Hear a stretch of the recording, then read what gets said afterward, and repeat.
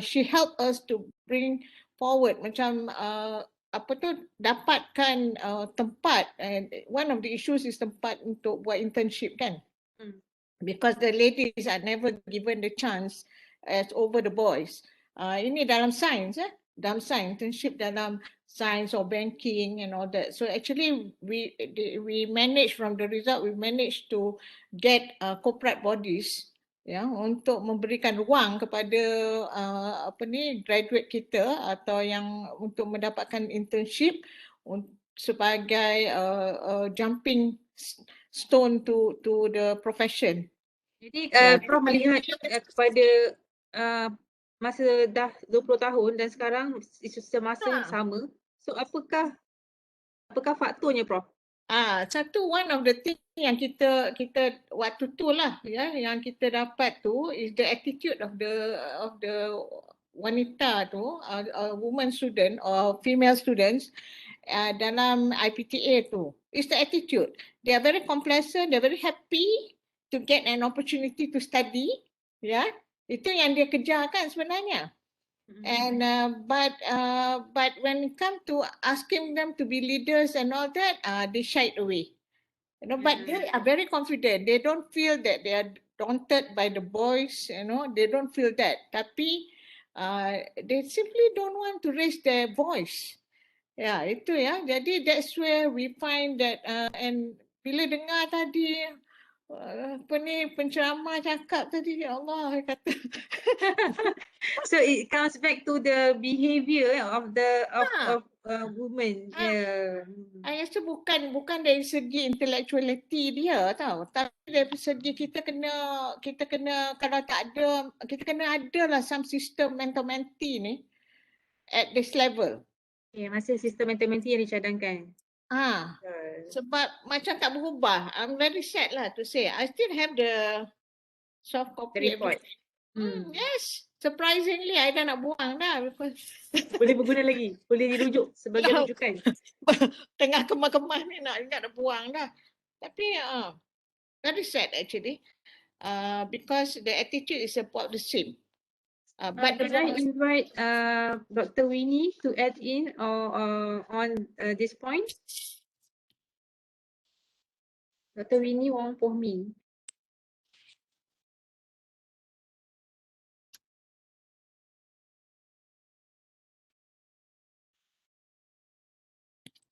Can you hear me, Dr. Winnie? Or you can type in the chat box.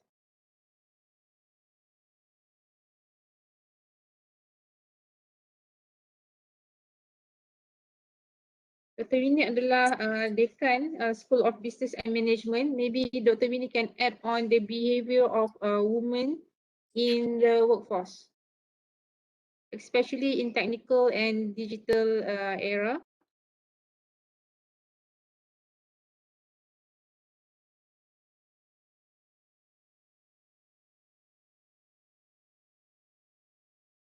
Atau peserta-peserta yang lain saya jemput. Tentang sikap, bagaimana kita boleh mengambil tindakan mengubah sikap wanita dalam bidang teknologi.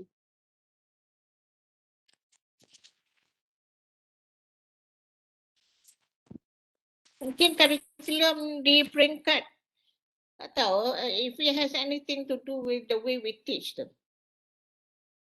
I think the way we teach is okay, tapi kita nak participation from the women in giving ideas, think critically and work together with their peers, macam dengan colleagues yang lelaki lah, how they communicate, the communication, ideas building, macam mana nak solve problem, macam tu lah. Sebab in terms of macam I ajar kan, lelaki, pelajar perempuan dan lelaki, in terms of intellectual tak ada masalah.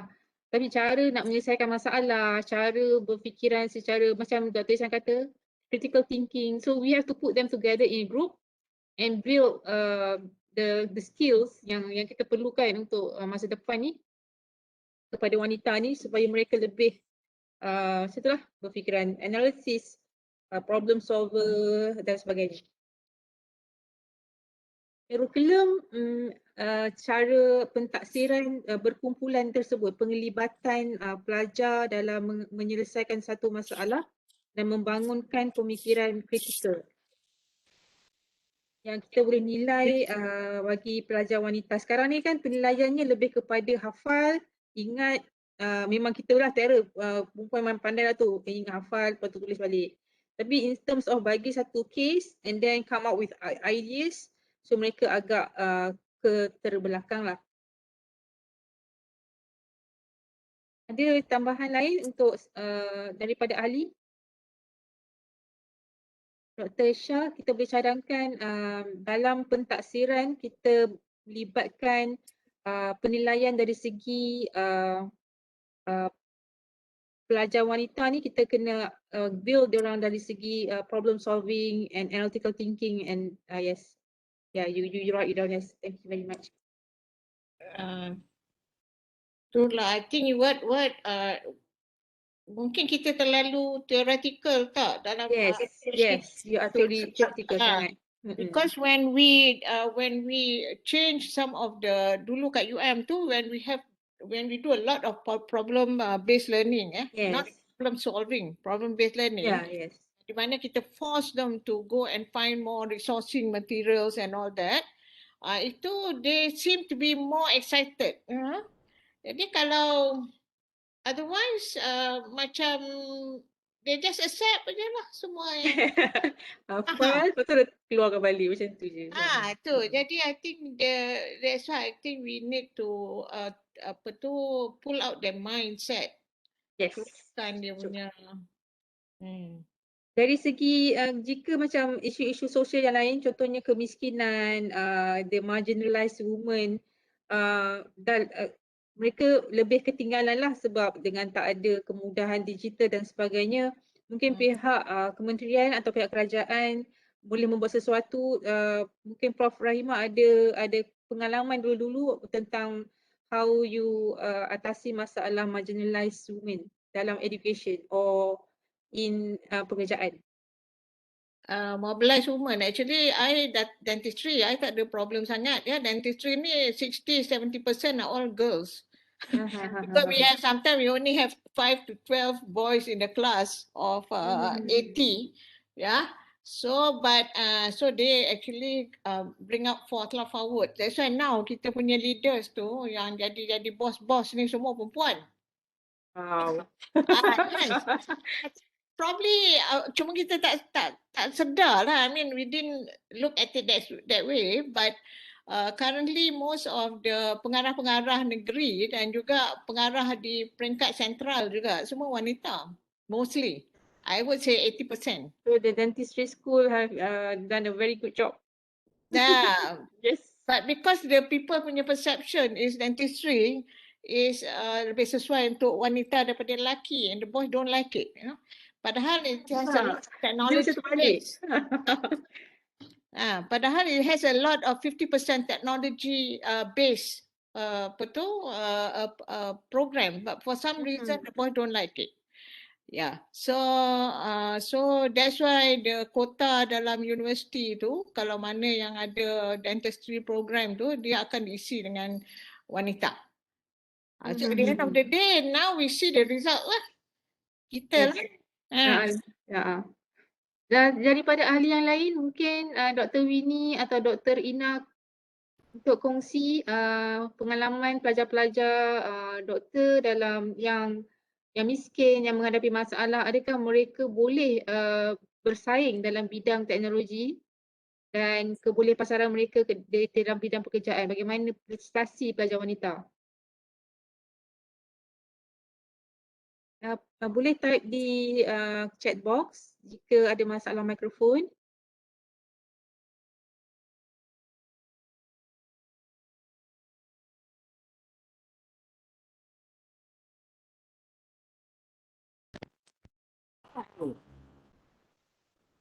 Saya jemput dari ahli yang lain.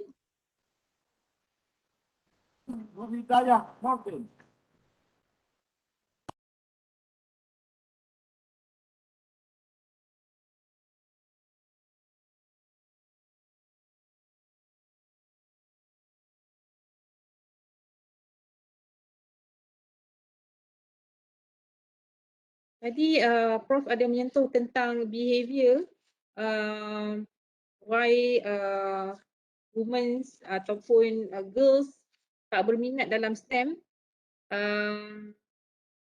Sekiranya behavior itu tidak berubah, kita dapat lihat bahawa nanti masa depan keputusan-keputusan dalam membuat keputusan dalam masyarakat juga akan dimonopoli oleh pihak men. Okay? So we have to do something. Antaranya seperti program matematik, dalam sistem pendidikan itu sendiri kita libatkan problem based learning, internship, kita libatkan pelajar-pelajar ni ke bidang corporate. So selain daripada itu ada cara-cara yang lain, tindakan-tindakan yang boleh kita ambil untuk mengubah sikap pelajar wanita dalam bidang teknologi. Walaupun pelajar wanita kita di universiti ramai, 56%, tapi dalam bidang teknologi adalah sangat sedikit seperti kejuruteraan dan sains komputer, sains kimia, matematik dan sebagainya. So kita masih lagi memerlukan wanita lebih banyak dalam bidang STEM ini. Kenapa you focus only wanita dalam STEM? Why not overall wanita? Because all other faculties pun I tengok pun banyak wanita. And last time when Sebab dalam perbincangan ni Prof, topik 2 tu ada tajuk kat atas, pelajar kita fokus kepada wanita muda. Yalah, wanita muda, because last time our study shows that our ladies graduate female student, they are not interested to be leaders. Unfortunate ya. Kerana keluarga Dia tak ada, dia punya, bila dia masuk universiti, as I said, it's like dia dapat opportunity masuk universiti, they're very happy. Tetapi bila dia dah masuk universiti tu, dia very focused on studying. That's what our findings were, you know. But when it come to asking whether they would want to go and become future leaders and their role of playing in nation building, itu kita find that they back off. Maknanya dia tak ada, bukan dia tak confident, dia tak ada minat. Itu yang masalah tu yang I dengar tadi earlier penceramah cakap macam tak berubah. Betul lah. So minat tu sebab dia lebih cenderung untuk memulakan keluarga. Yes, that's right. In fact, last time the study showed 60% of them actually are more interested of looking for marriage and family. Tapi melihatkan kepada pengalaman Prof juga, ada 7 cahaya mata tapi berjaya juga menjadi pemimpin. So saya rasa yes, we can choose to build a family. But dalam masa yang sama jangan tenggelamkan kita punya leadership ni. Macam mana komen Prof? Yes, the other factor yang kita nampak dulu lah. Ni actually I ada summary report, I kebetulan jumpa yesterday, not for this meeting actually, nak just happen to find and I was reading it. Boleh tunjukkan Prof, onkan kamera. Kagumlah saya. Macam mana nak share ni? You onkan you punya kamera. So you tunjukkan you dia punya report tu. Macam I nak ambil gambar. Kagum lah pula. I have this, which is a summary report, but I also have the books and everything else and soft copy. If you want, I can send you the soft copy of the overall one.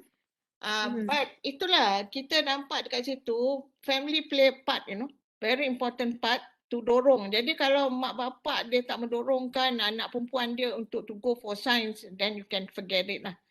Dia lebih fokus, dia lebih cari kerja, so that you can support me and the family.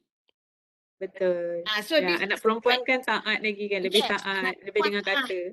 And that reflects on our study because dia tunjuk yang dia lebih penting kepada dia belajar tu untuk keluarga dia, bukan untuk dia. Betul, untuk diri dia. Itulah ciri-ciri wanitanya. So dia tak berubah dah 20 tahun dah. Itulah that I mean. Mungkin Prof boleh tulis buku lah Prof pasal ni. Ya? boleh tulis buku ataupun tulis artikel mengenai perkara ini dan menyedarkan kepada masyarakat. That's already how many years ago, you know, but 20 years. But because the scenario is the same.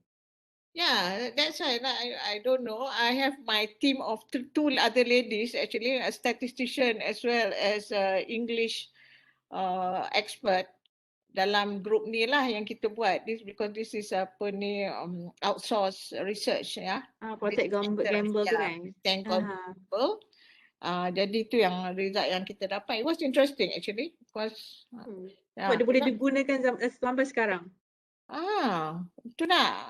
But anyway, tak tahulah macam nak write because I biasa write science based. Tak apa. Nanti tengoklah macam mana. Tapi tadi yang your findings on parents role to guide their daughters on choosing careers kan adalah sangat significant ya. Yeah, they want their children. I mean, that's how the girls felt. Dr. Shah boleh tulis peranan ibu bapa. I think that is the kat bawah tu yang sains teknologi STEM tu. So pilihan tindakan adalah sokongan keluarga dan ibu bapa dalam memberi kesedaran kepada pelajar wanita muda untuk memilih kerjaya masa hadapan. Sebab memanglah doktor selalunya dengar cakap parents ni.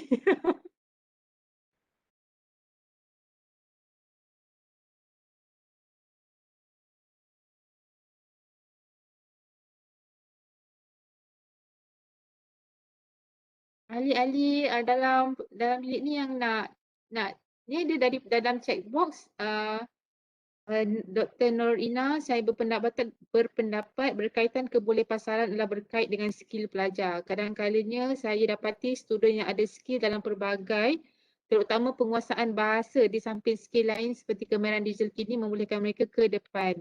Ya betul. Ya, tapi hal ini tidak terdapat dalam semua individu di samping faktor lain seperti minat, keyakinan diri dan sokongan. Ya betul doktor. Terima kasih atas feedback doktor. Yes, true. Skills. Other than you excel in your academics, you also have to have other skills seperti communication skills, digital technology. So, sekarang pun entrepreneurship, you have to like buat satu company yang sendiri kan, gig economy. So if you are good in marketing, you can start with TikTok or IG, jual tudung ke dan sebagainya. So that's also a skills, a part of academic skills. True. I just share one of these very interesting results ya, yang I baru menang ni lah. Tentang the perception of the students waktu tu, what are the topics that they think is most important for their future career related issues. One is communication skills. That's 67% of the 6,000 female students. Communication skill important. I think these are things that university need to focus on also. Bagi mungkin macam profession development courses or something like that. Image building is 61%. Because time management 48%. Emotional intelligence 38%. And so these are the 4 top areas that they think is important. Yang dia rasa they wanted. That's what it says. They wanted this four. Prof, sampel tu kalangan wanita remaja kot masa tahun 2000 tu. Kalangan undergraduate. So lebih kurang sekarang ni diorang pun dah bayar saya dah tu. Dah 20 tahun lepas.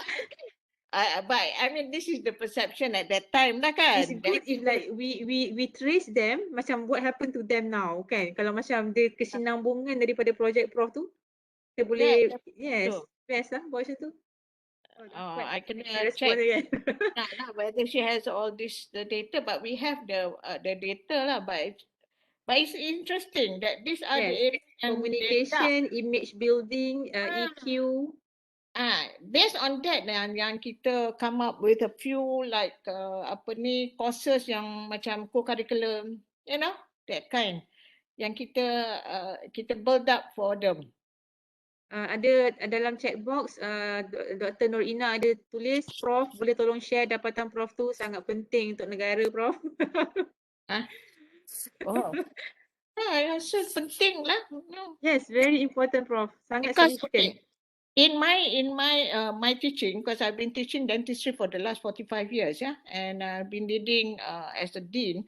I have made it in the first year, this course, what we call the professional development, and it's all about communication skills dan perspektif lain-lain, debate lah, all this thing, and career building. In the first year, walaupun, you know, because kita anggap dia perlu pakai tu, and for every year, most of the courses, they are all tailored assessment is towards presentation. So they build up their confidence, they build up their skills of communication and even presentation, because we win a lot of videos. Student 3-minute videos, yeah, they make their own. Yeah, so they have been winning these videos in different professional competitions. I think that's one of the things yang kita perlu mungkin galakkan lah daripada dalam student. Jangan terlalu fokus kepada narrative assessment. Yes. Cut off. Yeah. Puan Syah boleh dapat tadi point daripada Profesor Rahimah. Don't be too focused on narrative assessment. Kita terlalu outcome oriented lah. So kena ada perubahan dah sekarang. Yes. You know, I did all my postgraduate training in United States, so I'm more or less I was there for 7 years. So I am very much influenced by the way their method of teaching, you know, because they don't focus. I mean, foundation is there. If you are a good student, you're a good student. But it's the building up of you character-wise. That's the most important, because that's for the future. Yeah, so maybe kita kena tengok balik lah macam mana kita mendidik anak-anak muda kita at whatever level. Yeah, whatever level. Puan Syah, can you get the points? Thank you very much. The way we build our younger, our girls yang keadaan masa tu, keadaan masa hadapan tu, we need them to be leaders punya, ada leadership punya. What is that we're going to be our challenge today is dengan apa ni lah, dengan video ni. Video TikTok, Instagram. I worry about my cucu. Is only 9 years old. Watching Barbie, all these things. Itu yang merosakkan minda anak muda kita lah pada I juga. Jadi dia lebih suka. Kalau dia dah cenderung sangat dekat tengok-tengok macam tu dari kecil kan, then it's not going to be building their character. I stop them, you know. Yes.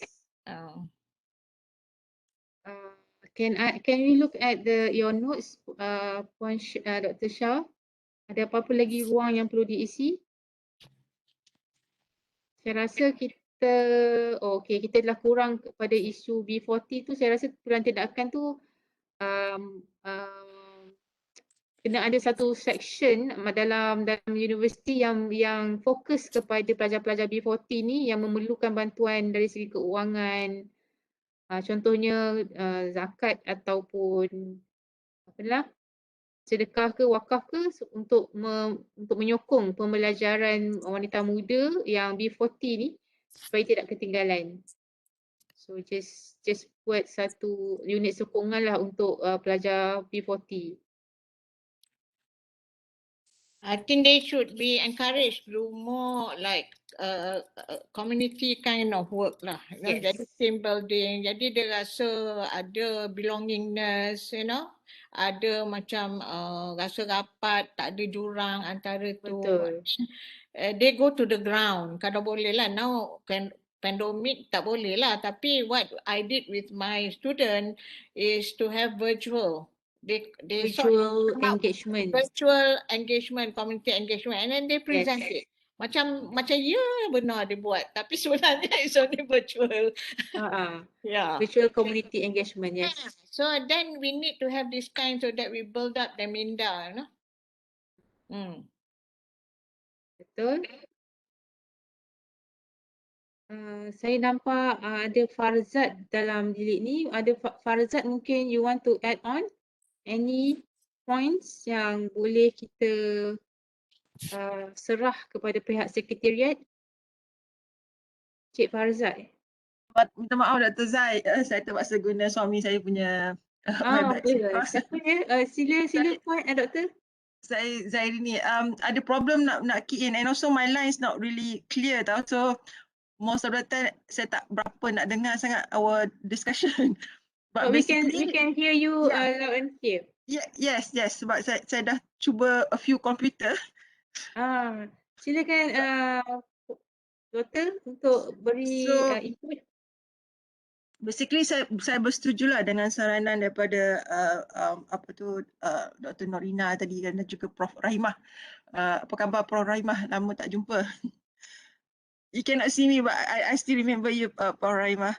Anyway, isu sosial tu I think dekat universiti memang ada bahagian yang beri bantuan zakat dan juga untuk golongan B40. Cuma saya rasa dari segi disaggregated data kita tak ada lagi. I don't think any university actually have that information. And I think one of the thing about data ni, kita punya pendokumentasian ni, dan now is the world of digitalization ni, sepatutnya sex discrete data tu dah bukan satu isu lah. And then from there we can derive data to really look into bidang apa. So what is the really issue yang wanita muda ni ada problem kan? Sebab now we kind of very kita bercakap secara general, yes wanita muda ada masalah, tapi dari segi data untuk menyokong secara spesifik tu kita tak ada. Contohnya macam ni lah, berapa ramai sebenarnya wanita muda golongan B40 yang memohon bantuan? Adakah hanya pelajar lelaki saja? Because sometimes pelajar lelaki dia networking dia lagi bagus tau, so dia boleh cari lubang nak cari bantuan. And I know some students di USM sendiri pun macam tu. Bila kita tanya pelajar wanita, dia orang tak tahu nak pergi mana, nak buat apa. But you go and ask student lelaki, dia rasa okay kat sini boleh buat lah, macam ni peluang you nak cari bantuan dan sebagainya. So there are again it's about networking, and also saya rasa dari dalam masa belajar lagi, menkinship ni memang dah ada lah kot. Dia orang ada strong menkinship them. And I think dalam konteks ni wanita muda kena buang lah sikit, not kena buang lah, I mean try to, orang kata melangkau sikit sometimes batas bila mencari bantuan ataupun memohon bantuan. I'm not talking about B40 sajalah, I'm talking in general. So kefahaman tentang bidang yang ingin diceburi masa mula-mula nak register tu, kadang-kadang pelajar menengah nak masuk ke pihak universiti, diorang tak faham bidang yang diorang nak, tapi diorang segan nak bertanya. And then segan nak bertanya tu bermula pula daripada sekolah. Segan nak bertanya soalan dalam bilik kelas. Dan kadang-kadang cikgu akan, orang perempuan okey tak faham lagi ke, and then you have that culture yang menyebabkan orang perempuan takut nak tanya, because perempuan not supposed to be asked too many questions. Okay, itu kerja lelaki. I know this from my experience, also my daughters punya experience kat sekolah. So tak digalakkan untuk bertanya soalan tu, dan itu saya kata patut bermula daripada sekolah lah, dari segitu. Terima kasih. Sekarang ni ada isu untuk macam pelajar-pelajar wanita muda yang miskin dan masuk universiti tapi nak cari bantuan keuangan tu, kita kalau macam pelajar Muslim mungkin mereka kita ada zakat dan sebagainya. Bagi pelajar-pelajar yang kaum-kaum lain yang terlibat dalam sugar book untuk mendapatkan hidup mewah sebagai pelajar, nak bantuan keuangan daripada sugar daddy dan sebagainya. So kita sekarang heran pelajar-pelajar yang bijak dan intelektual ni boleh terlibat dalam aktiviti-aktiviti sosial yang tidak yang negatif lah. So apakah peranan pihak universiti untuk menangani masalah sosial di kalangan wanita muda?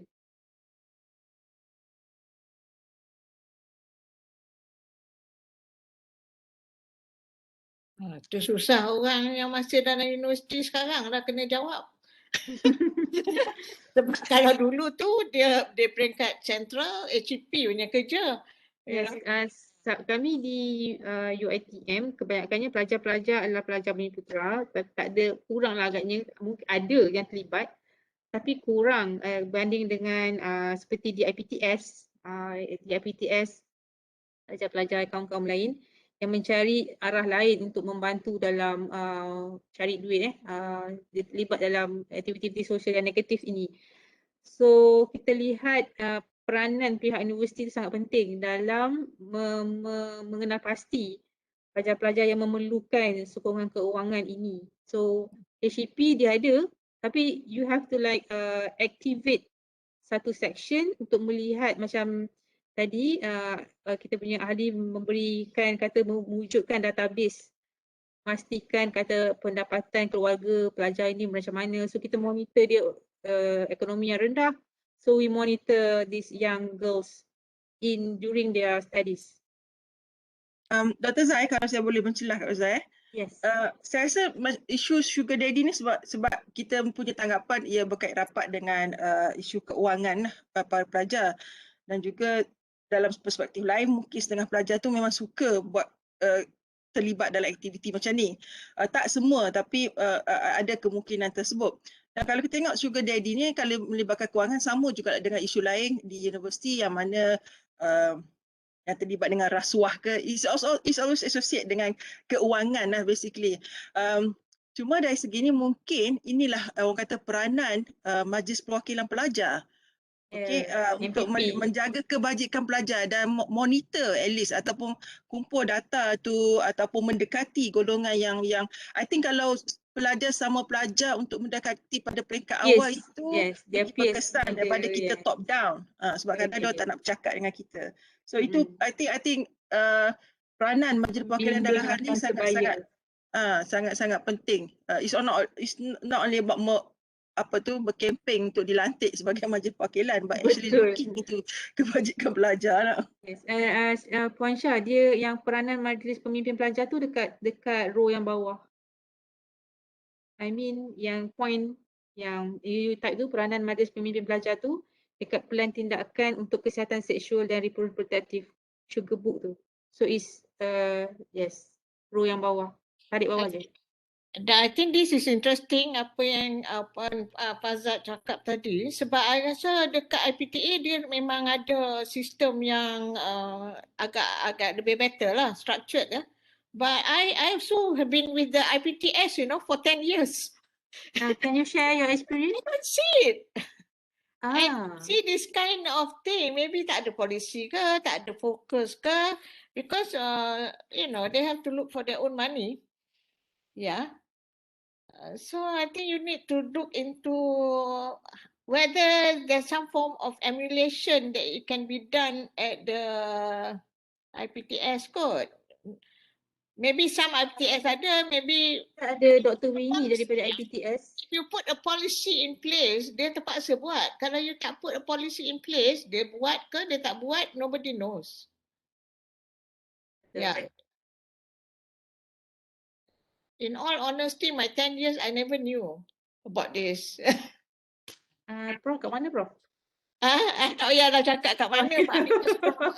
Private institution, and I lead the private institution, not as a VC lah. I tak nak.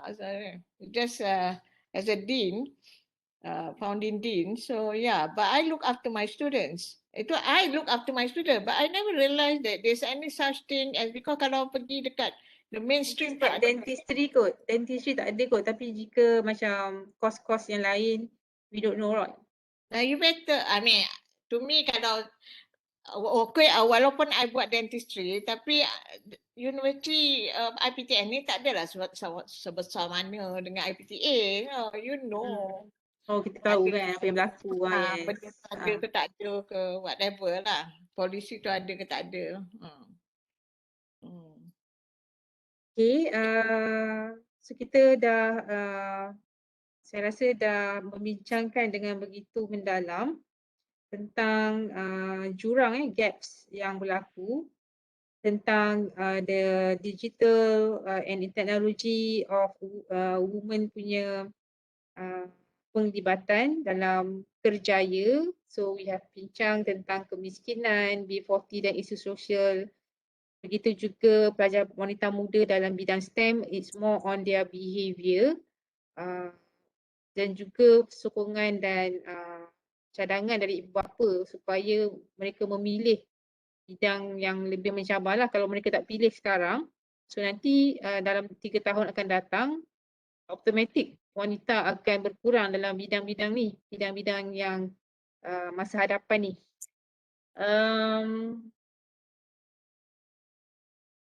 Saya ada soalan Dr. Zai. Ya. Sejauh mana agaknya ataupun ada tak kita ada data mengenai penglibatan wanita muda atau pelajar universiti dalam perniagaan online? Oh tak ada data.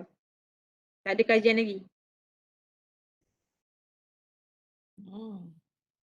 So bolehlah boleh dimulakanlah kajian mengenai penglibatan wanita muda dalam perniagaan online.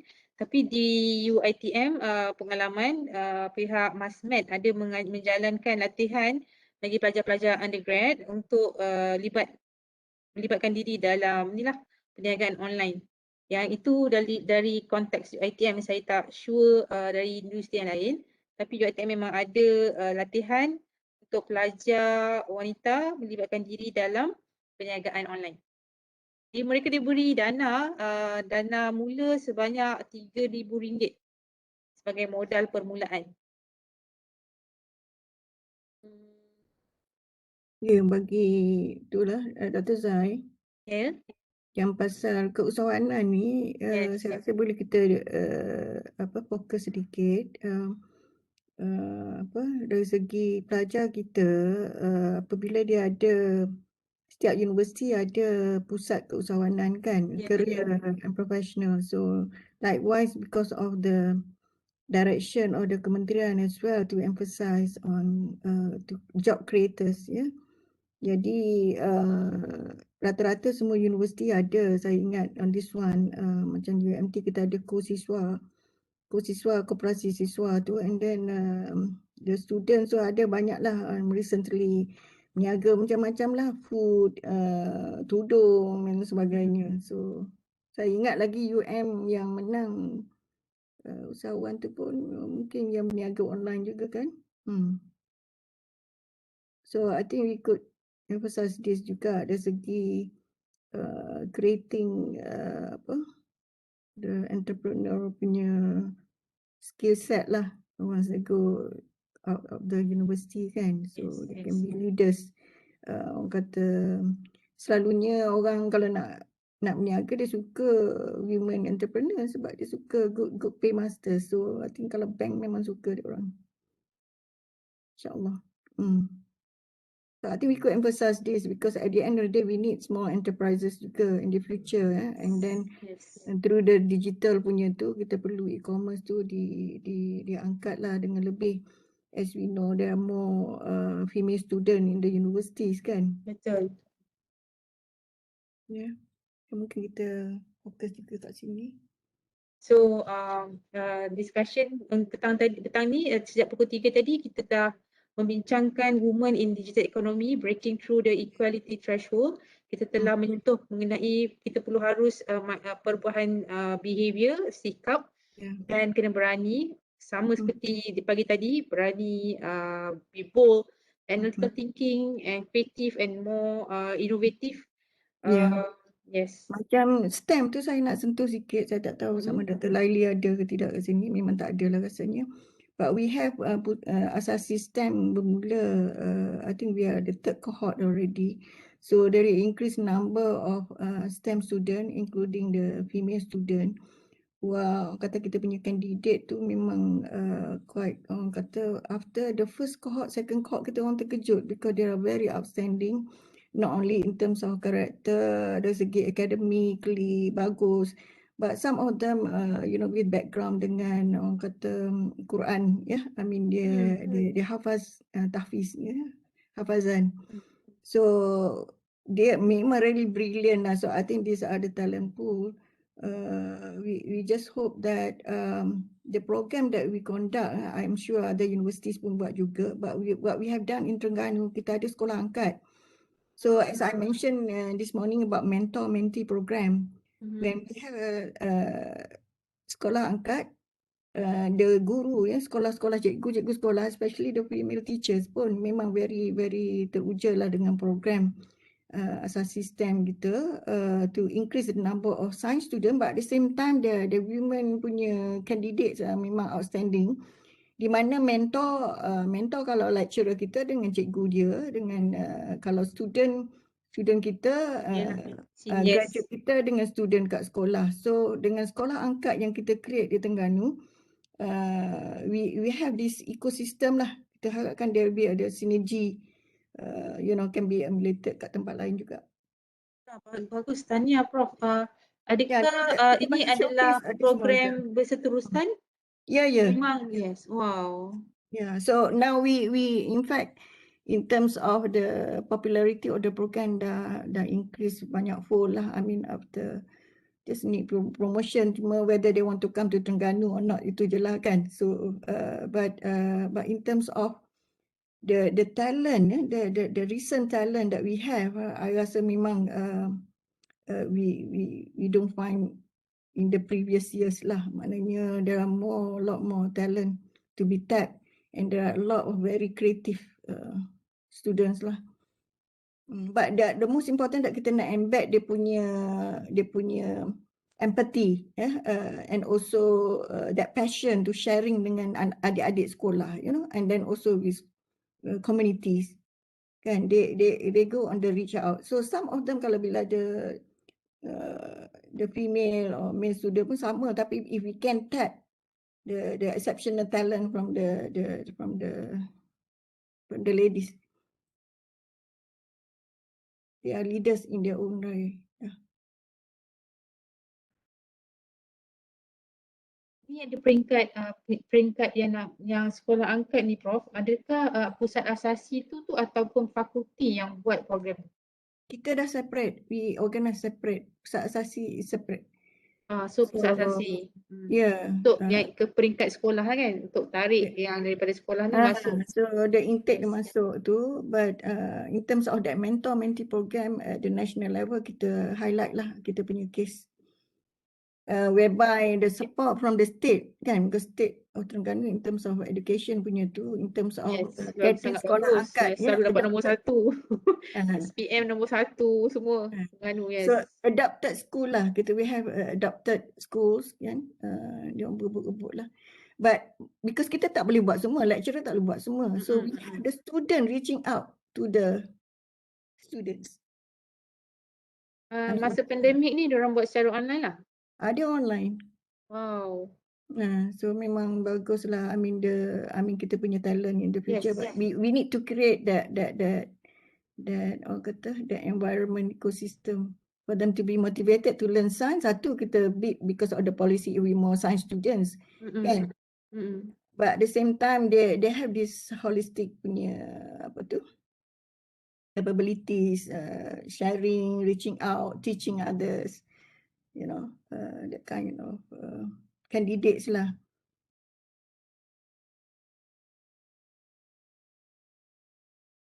Okay tu, I sorry tadi masuk lambat. Tak apa Prof, terima kasih banyak. Sama. Kebanyakan kita tengok kita punya jadual di situ, Dr. Shah, if ada lompong-lompong yang kita perlu isi lagi, saya rasa kita dah cover semua kan? Yes. Volunteerism lah kalau kita tahu kan, kalau the ladies kan kadang-kadang because of the caring punya nature tu, when during the COVID dia among also the people who reaching out, volunteers kan, untuk macam bagi-bagi makan, helping the hal ehwal pelajar punya secretariat, to get organized lah. Because yang dia orang ni dia macam kita pun dia stranded lah, bukan kata stranded lah, but they don't go home lah. So majority duduk on campus, so they can organize, and then in terms of getting food, kita organize juga dia orang masak-masak, you know. Oh. So itulah I think the ciri-ciri masa krisis kita, mungkin masa pandemik ni pun dia orang lagi the more dia keluarkan dia punya the empathy. The reach out tu is under HEP or Ini asasi? kita ada STEM, ada asasi. Understand. Wow. So kita ada dedicated lecturers, tapi because of the student themselves. Yes, yang sendiri yang bertindak sebagai leader, so lecturer pun boleh ni lah. Exactly. Macam tak payahlah macam committed sangat, so boleh lepas tangan kepada pelajar. Ya. Yes. Ini Dr. Laili lah daripada UMT, kita punya pengelaras. Oh, yes, Dr. Laili Dr. Laili Cik Ros. impressive. Dia. So I think it goes with her also. With her. Dr. Laili ialah pengarah STEM tu lah, pengarah pusat asasi STEM. Yeah, Prosama dia. She is chemistry, but because of her nature juga, keibuan, apa sebagai semua, but at the same time, Benda tu boleh gerak kan macam tu. Yes. dia boleh gerak. Jadi student pun memang student pandai-pandai. Menarik. Sebab untuk UiTM dia punya asasi sangat besar. So saya yang ni dah first time saya dengar yang asasi yang boleh buat reach to community sekolah angkat. Sangat impressive. Reach out lah, Dr. Laili boleh present on our case. Dan kita buat modules and then the school will follow, you know, that sort of thing. Okay, thank you very much. Saya jemput yang lain-lain, ahli yang lain untuk beri input sekiranya ada. Assalamualaikum Dr. Zai. Salam. Saya Sawani daripada USM. Yang tadi ni kita minta on semua video, kita nak ambil gambar semua sebelum saya terlupa. Ya, betul. Kita jemput semua untuk on di kamera. Takut terlupa sekali. Kita nak dekat habis dah kan? Lagi 7 minit. Itulah. Terima kasih semua. Semoga kita dapat berjumpa bersemuka. Saya ucapkan tahniah kepada sumbangan idea, sumbangan perkongsian pada petang ini, dan terima kasih pada pihak penganjur atas simposium yang sangat berjaya. So insyaAllah jumpa lagi. Thank you. So kita ambil Okay. dulu. Silakan on kamera. Kamera. Ni share dulu. Stop sharing dulu Dr. Zai. Stop sharing, saya tak share apa-apa. Ada saya nampak ada Kat share. depan. Slide ada slide. Syah. Minta. Syah yang share.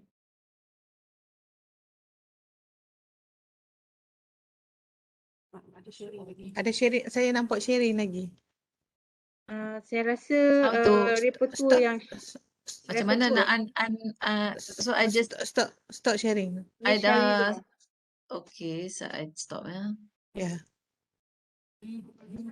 Okay dah. Okay. Ada lagi yang tak on video? Nur Ain. Ada empat lagi tak on video. Okay. Ada 3 orang lagi.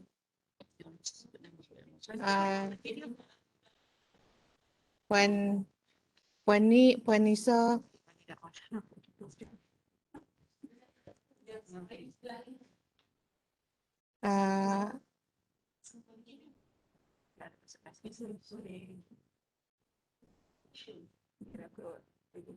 Ada 3 lagi. Puan Nur Ain.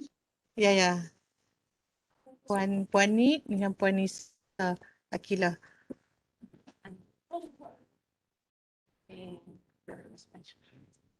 Puan Nisa kata kamera dia tak function.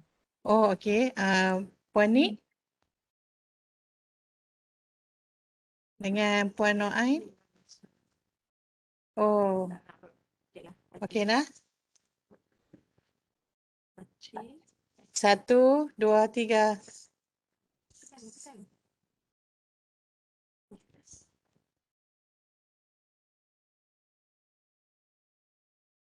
Okey dah. Terima kasih semua. Terima kasih. Minta maaf dah cakap banyak Terima tadi. kasih semua. Terima kasih kepada ahli-ahli, Datuk Nur Ain, Profesor Rahimah, Dr. Zairini, Dr. Norina dan semua yang hadir pada petang ini. Terima kasih banyak-banyak. Sampai jumpa lagi. Bye. Sama-sama. Terima kasih semua. Bye Syah.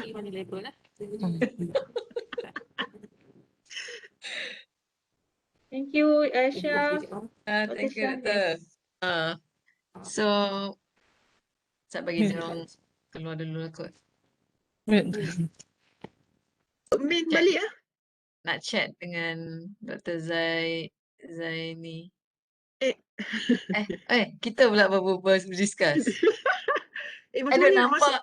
I don't nampak nama Farzad kata ni Rin kalau betul-betul message. I pagi tadi tau nak try masuk, ada problem dengan my computer. Semua komputer I guna. Last my husband punya, lepas tu I terpaksa buka dekat luar sana. Try buka yang ada program lain kan. Ini kita masuk the main ni kan? Hall kan? For the last session kot. Yes. So thank you to the organizer, you all. Great job. Okay, thanks Doktor. So macam mana nak masuk Syah? Kita leave meeting ni ke apa? Leave meeting ni and then you go back to the link yang dia orang bagi tu. You tengok kat chat tu ada tak? Link tu ya ada problem tadi. Oh, yang tak boleh masuk I sebab tu dia pakai ni. Duk try semua komputer sebab my daughter pun bagi I guna tadi sekejap. Sat mana link dia? Tak asalnya nama ni tadi, tak ada pun. Ni yang Maya saya bagi kat you ni Maya A.